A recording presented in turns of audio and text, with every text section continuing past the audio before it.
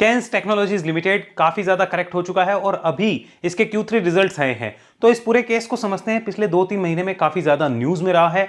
अभी की डेट में इसका एनालिसिस हमें क्या बताता है, इसके ऊपर हम क्या क्या चीजें सीख सकते हैं, समझ सकते हैं, उसका डिस्कशन। ध्यान रखना, वीडियो पूरा देखना, आपको निराशा नहीं होगी, ये बात मैं पूरा कह सकता हूं। आप वीडियो पूरा टिक के देखना, आप खुद बोलोगे कुछ नया सीखने को और समझने को मिला। Investment in securities market are always subject to market risk and there is no guarantee of profit. अब जो भी हम वीडियो में बात करेंगे वो सिर्फ आपकी नॉलेज, एजुकेशन, इंफॉर्मेशन के लिए। सबसे पहले यहां पे चलिए कैंस टेक्नोलॉजीज।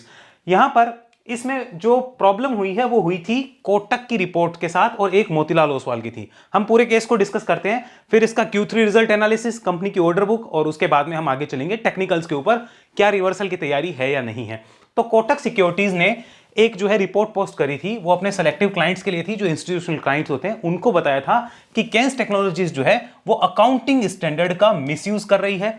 उस मिसयूज से क्या हो रहा है, कंपनी की कॉर्पोरेट गवर्नेंस का इश्यू हमें सामने आ गया, ये पता चला। साथ में कुछ रिलेटेड पार्टी ट्रांजैक्शन थे, जो कि कैंस की ही एक ग्रुप कंपनी है, कैंस इलेक्ट्रॉनिक मैन्युफैक्चर, उसको 180 करोड़ का ट्रांजैक्शन था। तो कंपनी ने वो स्टैंड अलोन फाइनेंशियल में दिखाया ही नहीं। पता है कैंस का रिप्लाई क्या था कि हम तो भूल गए। क्या बोला, हम भूल गए। तो ये कंपनी का रिप्लाई था 180 करोड़ के ट्रांजैक्शन का। इसके अलावा एक 320 करोड़ का ट्रांजैक्शन था, उस पर भी यही रिप्लाई था। वो सारी बात की बातें आगे चलो। अब उससे और क्या चीजें सामने आई कि कंपनी हाई बोरोइंग कॉस्ट पे जो है वो काम कर रही है, साथ में आर्टिफिशियल इन्होंने अपने प्रॉफिट्स बढ़ाए हैं, यानी कि अकाउंटिंग स्टैंडर्ड का मिसयूज करके, और ये सारे काम करके इन्होंने अपने प्रॉफिट्स बढ़ाए। तो इसके बाद में शेयर प्राइस में प्रॉब्लम देखने को मिली। उसके बाद क्या, एक और इंटरेस्टिंग चीज, मोतीलाल ओसवाल के एक एम्प्लॉय को एक ऐसा रूमर आया था मार्केट में कि मोतीलाल ओसवाल का एक एम्प्लॉय जो है वो पैसों से भरी बैग के साथ में कल्याण ज्वेलर्स के ऑफिस में था, और पता चल रहा था कि कल्याण ज्वेलर्स में आर्टिफिशियल बाइंग की तैयारियां थी, और वैसी ही आर्टिफिशियल बाइंग मोतीलाल ओसवाल ने कैंस में करवाई है। ऐसे सब रूमर्स आए थे। और उसके बाद मार्केट ने जो रिएक्शंस दिए हैं कैंस को लेकर, वो नेगेटिव रिएक्शंस दिए थे कि ये भी शायद इसी के साथ, और कल्याण ज्वेलर्स में भी जब से वो न्यूज आई है वो उठ नहीं पाया वो शेयर। अब और एक इश्यू क्या हुआ, मोतीलाल ओसवाल की जो AMC फर्म है उसने, और मोतीलाल ओसवाल की जो रिसर्च फर्म है, वहां भी कॉन्ट्रा जो हमें व्यू है वो देखने को मिला। रिसर्च फर्म बोल रही थी कुछ टाइम पहले कि 23% अपसाइड का हमें तो टारगेट दिखता है, जब प्राइस काफी ऊपर था तब उन्होंने ये बात बोली थी। मोतीलाल ओसवाल की ही दूसरी फर्म है जो AMC फर्म है, उसने उसी टाइम पे लगभग 500 करोड़ के शेयर्स जो हैं वो कैंस के बेच दिए थे। सो दोनों में कॉन्ट्रा व्यू देखने को मिला, तो इस वजह से एक विवाद और खड़ा हुआ। अब विवाद इतना बढ़ गया कि मोतीलाल ओसवाल जी, जो खुद मोतीलाल ओसवाल के को फाउंडर, उन्होंने ट्वीट करके बताया कि देखो मेरी दोनों अलग अलग फर्म है, रिसर्च फर्म का टारगेट कुछ भी हो सकता है और मैं उनसे एग्री करता हूं। ये इसमें वो आर्टिफिशियल बाइंग करवाई नहीं करवाई, आई डोंट नो, हो सकता है इसमें उन्होंने कुछ भी किया हो, मुझे नहीं पता। लेकिन AMC फर्म, रिसर्च फर्म दोनों अलग अलग होती है। रिसर्च फर्म ये कह सकती है कि हाँ इस कंपनी का शेयर प्राइस अभी इतना ऊपर भी जा सकता है, लेकिन AMC फर्म की ड्यूटी है कि ऊपर तो जा सकता है वो ठीक है, लेकिन AMC फर्म की ड्यूटी ये है कि पहले अगर उसमें कोई करेक्शन दिखता है तो वो उसको बेचेगी या अपने इन्वेस्टर्स के बेस्ट इंटरेस्ट के लिए काम करेगी। इसमें मैं एग्री करता हूं। तो इसमें जो कॉन्ट्रा व्यू है उसको मैं तो कोई कंसर्न नहीं मानता, लेकिन बाकी सारी चीजों को मैं भी एज अ कंसर्न देखता हूं। अब आइए इसके जरा एक बार अभी रिसेंट के जो Q3 के रिजल्ट्स आए हैं उसके बाद में कंपनी ने क्या क्या किया है वो समझ लो। Q3 के रिजल्ट्स इसके बाद दिखाऊंगा। पहले देख लो कि लगभग 9000 करोड़ से ऊपर की यहां पर ऑर्डर बुक कंपनी के पास है। ये इसी की इन्वेस्टर प्रेजेंटेशन है जो मैं आपको दिखा रहा हूं। आगे चलिए, जो मैं इंटरेस्टिंग चीजें वो खाली दिखाऊंगा और कुछ नहीं दिखाऊंगा आपको। अब साथ में इश्यू क्या हुआ है वो आपको समझा देता हूं। इंडस्ट्रियल डिमांड जो है वो पिछले साल के मुकाबले इस साल कम हुई है, मार्केट की एक्सपेक्टेशन मीट नहीं हुई है।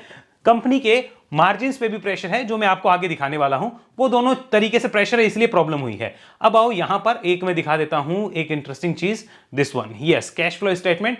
इसको भी अगर आप देखेंगे तो आपको चीजें काफी क्लियर हो जाएगी। यहां मुझे बाकी सब ठीक लगता है, लेकिन एक चीज मुझे देखने वाली है, कैश जनरेटिंग फ्रॉम ऑपरेशंस जो है वो थोड़े से हमें जरूर देखने चाहिए और उसको समझना चाहिए। आप भी समझदार हैं, मैं भी समझदार हूं, आप समझने की कोशिश करना।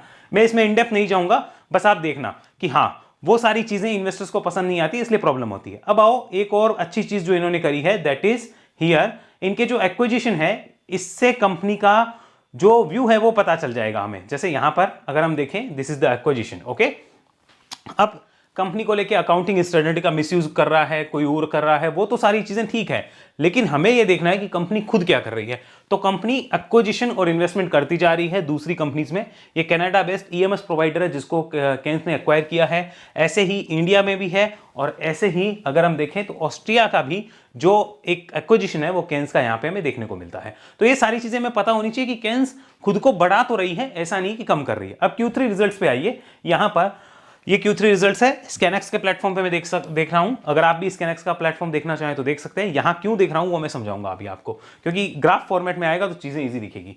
यहां देखो मार्केट कैप जो है वो कितनी है, यहां पर देख लीजिए। मार्केट कैप लगभग 25,000 करोड़ की आज की डेट की है, ठीक है। डेट टू इक्विटी कंपनी के ऊपर ज्यादा नहीं है, good for it. Promoter holding कम है, मतलब कम हो गई है, वैसे कम नहीं है, और ये लगातार बेच रहे हैं। पी रेशियो 64 का है। रिटर्न ऑन इक्विटी और कैपिटल एम्प्लॉयड इस पी रेशियो को जस्टिफाई नहीं करते, यानी ऑलरेडी आप प्रीमियम वैल्यूएशन पे ट्रेड कर रहे हो। आगे चलिए, प्राइस टू बुक रेशियो 5 के आसपास है, अब ठीक हो गया है। पहले जब ये 8, 9 के आसपास, 10 के आसपास तक था तो ठीक नहीं था, अब थोड़ा सा अट्रैक्टिव प्राइस पे आया है। अब आओ फाइनेंशियल्स। अब देखो यहां पर मैं एक चीज दिखाता हूं, यहां हम चलते हैं इस पॉइंट पे, यस दिस वन। सो मैं इस स्कैनएक्स पे क्यों देखता हूं वो मैं आपको समझाता हूं। देखना स्कैनएक्स पे यही चीज तो मस्त है। देखो रिवेन्यू आपको दिख रहा होगा, दिस वन। सो रिवेन्यू को अगर आप देख लोगे तो अभी जो रिवेन्यू आई है वो लगभग 840-50 करोड़ की है, including other income of 40 crore rupees. आगे चलो, अब इसकी जो रिवेन्यू है वो कम आई है सितंबर से, जो कि 950 करोड़ के आसपास थी, 100 करोड़ कम आई है। पिछले साल दिसंबर से अच्छी आई है, मतलब ईयर ऑन ईयर ग्रोथ है। लेकिन पिछले साल क्या सितंबर और दिसंबर में कोई फर्क था? नहीं, दिसंबर ने अच्छा किया था सितंबर के बजाय। ऐसे ही पीछे भी सितंबर में 2023 में 370 करोड़ की रेवेन्यू थी, जो बढ़कर लगभग 520 करोड़ की रेवेन्यू हुई दिसंबर 2023 में। यानी this is the first time हम एक ड्रॉप देख रहे हैं, और मार्केट इसी चीज को लेकर कंसर्न है कि इंडस्ट्रियल डिमांड भी घटी है आपकी, और साथ में आपके मार्जिन्स पे भी प्रेशर है। वो कैसे है, यहां पे चलते हैं। This is the net profit. यहां आइए, इसको देखिए अब नेट प्रॉफिट के ऊपर क्या निकल के आता है। सी दिस वन, ये नेट प्रॉफिट लगभग 77 करोड़ का रहा है, ओके, जो कि यहां पर कितना था इस पॉइंट पे मैं लगा देता हूं। सी 121 करोड़ का नेट प्रॉफिट 77 का रहा, लेकिन ईयर ऑन ईयर ये अच्छा है। ईयर ऑन ईयर 67 करोड़ का था, वो अभी 77 करोड़ है। तो ओवरऑल मार्केट को चीजें समझ में क्या आई वो हमें देखनी है। अब मैं एक बार इसका फिगर आपको दिखा देता हूं सो दैट चीजें क्लियर हो जाए। सो फिगर में अगर आप देखेंगे 67 करोड़ से आप 77 हो गए, लेकिन आप 121 करोड़ से माइनस हो चुके हैं। अगर आप यही सितंबर 2024 और दिसंबर 24 को कंपेयर करें तो आप 7 करोड़ के प्रॉफिट में थे, मतलब नेट प्रॉफिट ही जो है वो लगभग 11 से 12% बढ़ा था, 11 से 12% बढ़ गया था। लेकिन इस बार अगर मैं देखूं तो सितंबर से दिसंबर आते आते नेट प्रॉफिट में भारी ड्रॉप देखा गया है। तो ये एक रीजन है। अनदर रीजन जो मैंने आपको बता दिया कि इंडस्ट्रियल डिमांड कम है, ओके, और साथ में कंपनी के मार्जिन्स पे प्रेशर है, जो आपको यहां नजर भी आएगा। आप देखो 16 से सीधा 15% के मार्जिन्स हो गए, तो ये भी एक रीजन है। और डिमांड कम है ये कैसे पता चला, इस सितंबर और दिसंबर की रिवेन्यू देख लो, पिछले सितंबर और दिसंबर की रिवेन्यू देख लो, आपको पता चल जाएगा। तो इतनी चीजें क्लियर हुई। अब आ जाइए आगे। तो क्या कंपनी खराब हो गई? क्या खराब कहीं से नहीं है, ये सिर्फ डाटा है। सारी बातें वो हम चार्ट पे करेंगे कि क्या चीजें हैं, क्या संभावना है, वो चार्ट पे। Now what about share holding? Share holding data जो हमें बोलता है वो एक चीज तो क्लियर दिखाएगा आपको, प्रमोटर्स आर सेलिंग कंटिन्यूअसली। आप देखो प्रमोटर्स ने धीरे धीरे थोड़ा थोड़ा बेचा है और अभी 53.46 होल्ड करते हैं। एफआईआईज ने बेचा है, ठीक है, और यहाँ पे डीआईआईज ने भी बेचा है। ये कांस्टेंट है, नो चेंज, यहाँ पे हम कर देते हैं नो चेंज, अभी नो चेंज हुआ है। अब आओ पब्लिक की होल्डिंग बड़ी है, अदर्स में होल्डिंग थोड़ी बड़ी है, और 3,66,000 शेयर होल्डर हो गए। नंबर ऑफ शेयर होल्डर भी बहुत ज्यादा बड़े हैं। दैट मींस सितंबर से दिसंबर के बीच में पब्लिक ने एक बहुत बड़ा इंटरेस्ट शो किया है, ये हमें पता होना चाहिए। अब टेक्निकल पे चलते हैं, वहां पूरी चीजें आपको क्लियर हो जाएगी। See this one. अब मेरा क्या व्यू है वो टेक्निकल पे मैं पूरा समझाऊंगा, ध्यान से देखना टोटल चीजें कैसे समझ आती है, और प्योरली आपकी लर्निंग के लिए कोई मेरी तरफ से रिकमेंडेशन नहीं है। सबसे पहले यहां पे आइए, दिस इज केन्स डाटा। सो अगर मैं अभी की डेट में देखूं तो एक लॉन्ग टर्म मूविंग एवरेज के नीचे है, जो कि मुझे यहां पे साफ साफ नजर आ रहा है, लॉन्ग टर्म मूविंग एवरेज के नीचे है। और यहां पर अभी क्या है, अभी जो है एक तरीके से बेस बिल्डिंग की कोशिश कर रहा है। वॉल्यूम यहां पर देखे गए हैं, that is good. Q3 results out हो चुके हैं, तो Q3 के बाद में मुझे क्या समझ आया कि कंपनी का जो विजन है वो तो देखो एक्विजिशन कर रही है, अपना ऑर्डर बुक भी स्ट्रांग है, सब चीजें ठीक करे तो कंपनी इज ओके। तो मुझे लगा कंपनी इज ओके। अब वो अंदर कोई गपलेबाजी कर रहे हैं, कॉर्पोरेट गवर्नेंस का issue, I can't say about this. वो कोई कुछ भी कर रहा है तो हम उसका मन नहीं पढ़ सकते। फिर वो जो मन पढ़ने वाली वो आर्टिस्ट नहीं होती क्या, या वो आते रहते हैं कि हम आपके मन में क्या चल रहा है वो बता देंगे। प्रमोटर्स को, उनके पास, प्रमोटर्स के पास अगर वो जाए वो बता सकते हैं, हम तो नहीं बता सकते, है ना। सो Q3 रिजल्ट्स आर ओके, ठीक ठाक है। एक चीज क्लियर हो गई है कि अब एक्सपेक्टेशंस कम करनी पड़ेगी, बिकॉज डिमांड के अंदर इश्यू आया है। सो अब आने वाले टाइम में सेल्स के ऊपर और वो जो चीजें उनमें एक्सपेक्टेशन कम रहेगी, यानी रैपिड ग्रोथ जो है उस पर थोड़ा सा ब्रेक लगा, और ये हमें पता चल गया। अब आ जाओ यहां पर वीकली चार्ट कन्वर्ट करते हैं और एक और डाटा लगाता हूं जिसे आपको देखना है। देखो ये वीकली चार्ट आपने देखा। अब इंटरेस्टिंग चीज क्या होगी, लगातार आपका वीकली क्लोज जो वो नेगेटिव था कि नहीं था, लगातार नेगेटिव था। अब यहां पर क्या हुआ, आ जाओ इसको देखो, दिस वन, यहां पर ये यहां से आप कोई भी रेड कैंडल के हाई के ऊपर क्लोज नहीं कर पा रहे थे। अभी क्या हुआ है, अभी आपने रेड कैंडल के हाई के आसपास क्लोज करी है, एग्जैक्ट ऊपर तो नहीं करी बट आसपास करी है। तो हमें इतना पता चला कि थोड़ा सा रिवर्सल साइन जो है वो शुरू हो गए, रिवर्सल साइन विजिबल है। ओके, क्या मैं ये कह रहा हूं कि रिवर्सल आएगा ही गारंटी है, रिवर्सल साइन विजिबल है। अभी तक हमें इतना पता चला, अभी आगे और डिस्कस करेंगे। इतना क्लियर हुआ। अब चलिए जरा एक बार और, एक और मैं यहाँ पे इंडिकेटर लगाता हूँ, वो समझिए। यहाँ मैंने RSI लगाया। अब बहुत से लोगों से ना हम लोगों को मतलब ये सुनने को मिलता है, सर RSI इस कंपनी का ऐसा है वैसा है। मैं एक ही रिप्लाई देता हूँ, RSI बाइंग सेलिंग का इंडिकेटर नहीं होता है। RSI स्टॉक साइडवेज जाएगा या नहीं जाएगा, या एक जो रैली चल रही है उस पर ब्रेक लगेगा नहीं लगेगा, उसका इंडिकेटर है। अब देखो यहाँ पर ये लगातार यहाँ पे मंदी चल रही थी, ठीक है, दिस इज द मंदी का दौर, और इस मंदी के दौर में अभी भी RSI क्या है, नीचे है। दैट मींस RSI ओवरसोल्ड है। तो सर RSI ओवरसोल्ड है, वो भी वीकली चार्ट पे, तो इसका मतलब तो ये है कि अब रैली बनेगी। कतई ये मतलब नहीं होता है। इसका मतलब ये होता है एक बार सेलिंग पे ब्रेक लगेगा। ओके, सेलिंग पे ब्रेक लगेगा और जो स्पीड थी उस पे ब्रेक लगेगा। ओके, सेलिंग की जो स्पीड है उस पे ब्रेक लगेगा। इसका मतलब कतई ये नहीं है कि रैली बनेगी। RSI ये नहीं बताती है, हो सकता है दूसरी चीजें बता रही हो, अभी वो देखने वाले हैं, ठीक है। अब आओ इसी में एक मन का वहम निकालता हूं। कई लोगों के मन में वो वहम होता है कि नहीं RSI है ना हमें बाय सेल बताती है। यहां पे देखना, सी दिस वन, ये देखो, ये आपकी RSI दिख रहा है। इस पॉइंट पे RSI क्या थी देख लो, थी ना। तो इसका मतलब क्या था कि जो स्पीड से सेलिंग आ रही थी उस स्पीड पे ब्रेक लगेगा। इसका मतलब कतई ये नहीं होता है कि यहां से ट्रेंड बनेगा। देखो स्पीड स्लो हो गई, क्या सेलिंग रुकी, क्या सेलिंग की स्पीड रुकी है, सेलिंग नहीं रुकी है। तो RSI को do not use for the buy sell decision. Okay, अब आओ यहां पर, अब जो मुझे चीज दिख रही है वो मैं आपको दिखाता हूं। यहां से हम इसको कट करते हैं एंड एक बार मंथली चार्ट और लगा देता हूं। आइए मंथली चार्ट पे एक चीज देख लीजिए। मंथली चार्ट हमें एक चीज बता रहा है कि यहां पे आप एक इस इंपॉर्टेंट जोन के नीचे हो। ये जो आपको जोन दिख रहा है ना, यहां से आपने बॉटम बना के ऊपर गए थे लास्ट टाइम, कब, 2025 के स्टार्टिंग में। मंथ क्या था, यहां पे हमारा मंथ था फरवरी। तो फरवरी में यहीं से तेजी आई। अगर आप आज उसके नीचे चल रहे हो तो we should think about it, हमें इसको देखना चाहिए। अब ओवरऑल ट्रेंड क्या, नेगेटिव है। अब मेरी बात ध्यान से सुनना, अब इंपॉर्टेंट पार्ट आ रहा है वीडियो का। पहले चलेंगे डेली चार्ट पे। आओ एक चीज देख लो, मान के चलो कि कैंस जो है वर्स्ट केस सिनेरियो जो आता है उसमें क्या कर सकता है, मान के चल रहे हैं अगर कोई भी ऐसा सिचुएशन आती है तो ध्यान से देखो, there is a big gap here. ये आपको दिख रहा है अप्रोक्सीमेट 2800 के नीचे है, 2800 के बिलो एक गैप है। ओके, ये बहुत बड़ा गैप है। अगर कैंस को वर्स्ट केस सिनेरियो मान के चलूं तो एक गैप फिल होने कभी भी आ सकता है, इसका हमें ध्यान रखना है। लेकिन अभी की सिचुएशन क्या ये बता रही है कि गैप फिल होने आएगा, उसका आंसर मैं आपको देता हूं। उसके लिए मैं एक लाइन लगाता हूं यहां से, ये लाइन हम यहां पर लगा देते हैं। ये लगेगी लगभग इस प्राइस पे, लगभग 3830 से 3850 के बीच में। यहां पे ये जो रेजिस्टेंस रहेगा 38302 to 3850, this is the resistance. अब कमाल देखना, ये लेवल पीछे क्या था, सपोर्ट। कब था, 2025 फरवरी में, जहां से आपको एक रैली मिली। अभी यही लेवल पे देखो आपका दो बार क्या बन गया है, 2-3 बार रेजिस्टेंस। क्लियर हो गया। तो मेरे लिए डेली चार्ट पे एक साइन आया। डेली साइन क्या आया, आपको सस्टेन करना पड़ेगा इस जोन के ऊपर, ठीक है। डेली पे साइन आया है। ओके, अब एक बार इसको हटाते हैं। अब वीकली पे साइन देखते हैं क्या आ रहा है, वीकली पे समझना, और फिर आप देख के मुझे बताना कि आपको क्या समझ आया। This is a weekly chart.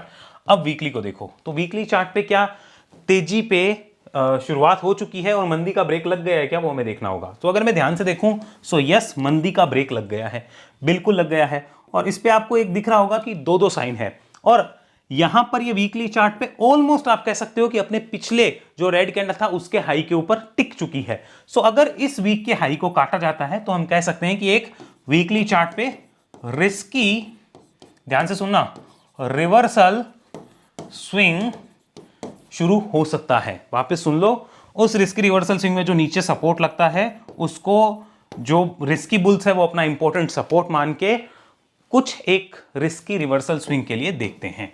तो अभी आपको क्लियर हो गया होगा कैंस के लिए रिवर्सल की तैयारियां है या नहीं है। वापस मैं एक्सप्लेन करना चाहूंगा क्योंकि वरना कंफ्यूजन रहेगी।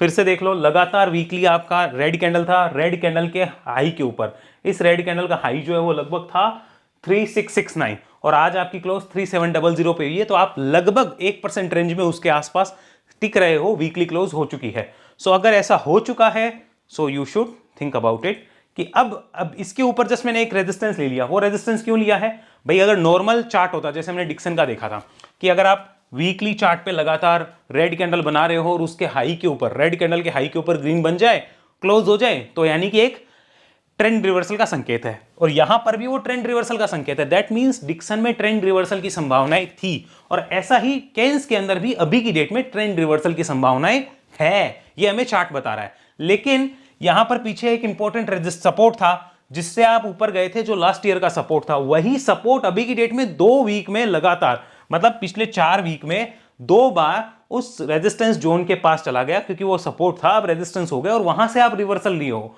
तो मुझे अब ये देखना है कि आप इस सपोर्ट जोन के ऊपर, जो कि पहले सपोर्ट था अब बन गया रेजिस्टेंस, इसके ऊपर आते हो तो ये सपोर्ट जो है वो एक बार का उन प्लेयर्स को अट्रैक्ट करेगा जो कि रिस्की रिवर्सल स्विंग खेलते हैं। ठीक है, रिस्की रिवर्सल स्विंग खेलते हैं, उनको अट्रैक्ट करेगा। तो उसमें क्या माना जाता है कि एक बार आपका जो ट्रेंड है वो रिवर्स हो सकता है, ट्रेंड रिवर्सल हो सकता है। ट्रेंड रिवर्सल कैसे हो सकता है? डाउन ट्रेंड से अब आप थोड़ा सा साइडवेज या थोड़ा सा आप संभलने की कोशिश करोगे। क्या बहुत बुलिश हो जाओगे? वो अभी कहना जल्दबाजी होगी, लेकिन यस, रिवर्सल के साइन हमें इस रेजिस्टेंस जोन के ऊपर मिल जाएंगे। इतना क्लियर हुआ, समझ आया? मैंने अपनी पूरी कोशिश करी है मैं समझा पाऊं आपको। तो रिवर्सल के साइन आपको इस पॉइंट के ऊपर मिल सकते हैं। तो कैंस को लेकर क्लियर हो गई चीजें। अब और इंटरेस्टिंग चीज, क्या कैंस के अंदर स्विंग प्लेयर्स आएंगे?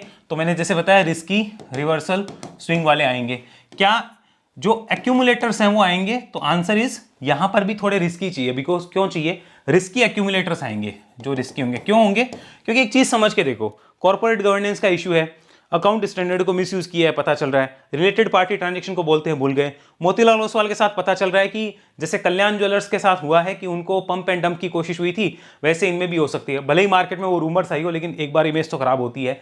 साथ में एक चीज और, पीछे हमने पता है कि यहाँ पे एक गैप है, तो उनको फिल करने आ सकता है। तो ये उन्हीं के काम का है जो अगर लॉन्ग टर्म व्यू 2-3 साल बनाते हैं और जो एक्यूमुलेटर्स हैं रिस्क लेने को तैयार हैं, उनके काम का है। तो इतना क्लियर हो गया होगा, आपको विजन समझ में आ गया होगा जो मैं समझाना चाहता हूं। लेकिन इंपॉर्टेंट चीज जो इस वीडियो से निकल के आई है, दैट इज कैंस इस बड़े रेजिस्टेंस जोन के ऊपर अब इस फॉल को रोककर एक रिवर्सल की तैयारी कर सकता है। इतना हमें पता चला। अब वो रिवर्सल कितना सस्टेन करता है कितना नहीं मुझे नहीं पता, लेकिन मान लीजिए किसी के पास कैंस जो है वो है ऑलरेडी, तो उसके काम का वीडियो हो सकता है कि इस रेजिस्टेंस के ऊपर जाए तो शायद वो अपने हिसाब से चीजों को देख सकता है या फिर कोई जल्दबाजी में डिसीजन लेने से बच सकता है। मुझे उम्मीद है वीडियो आपको अच्छा लगा होगा, पसंद आया होगा। एक और चीज यहां चलिए, अब ऐसी ही एनालिसिस अगर आप सीखना चाहते हैं, समझना चाहते हैं, सारी चीजों को जानना चाहते हैं, प्रॉपर लर्निंग लेना चाहते हैं, तो वेब एनालिसिस लर्निंग प्रोग्राम है। इसमें आइए, ज्वाइन करिए। सीधा रिकॉर्डेड है आपके पास में, टोटल आप इसको देख सकते हैं। रिकॉर्डेड वर्जन है, आप देख सकते हैं। आप पूरा वेब एनालिसिस नहीं ले सकते, इंडिविजुअल स्ट्रेटेजी से शुरू करिए। अरे मैं कह रहा हूं सबसे पहले इसी से शुरू कर लो, देखो तो सही कि क्या क्या चीजें हैं क्या क्या नहीं है। और इन पे अभी 10% डिस्काउंट वैलिड है, कोड आपकी स्क्रीन पे चल रहा है, वो लगा सकते हैं। इसके रिगार्डिंग अगर आपको कोई भी इंफॉर्मेशन चाहिए, हमारी टीम को आप व्हाट्सअप कर सकते हैं और सारी डिटेल ले सकते हैं। See you soon in the next video. अभी के लिए बाय बाय, टेक केयर, जय हिंद, जय भारत।